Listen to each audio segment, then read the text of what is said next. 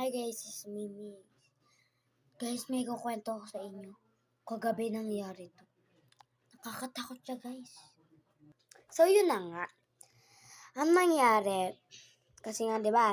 Punta kami, yung pa-subscribe po ng bago po magsimula ang kwento, sana siguraduhin niyo po nag-subscribe, like, share, and click the yellow button dyan guys. And ito na.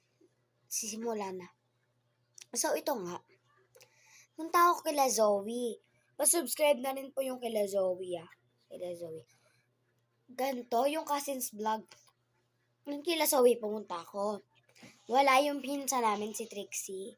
Tapos, kami, ako, mama niya, tapos siya. Ganto.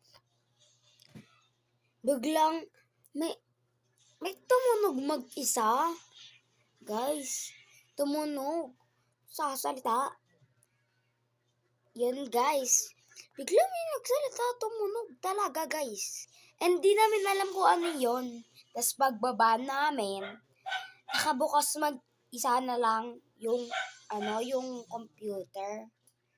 Tapos nung chinat nung mama ni Zoe,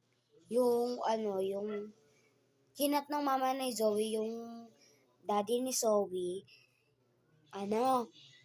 binuksan niya talaga yon. Pero talaga na pagkapasok ko ng bahay ni Zoe, walang tunog yun. Nagtataka ako ba't ganun nangyari.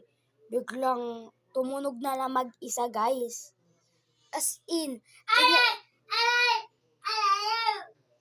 tas yun, tignan nyo sa vlog ko, sa vlog namin, sa Cousins Vlog. So guys, bye-bye!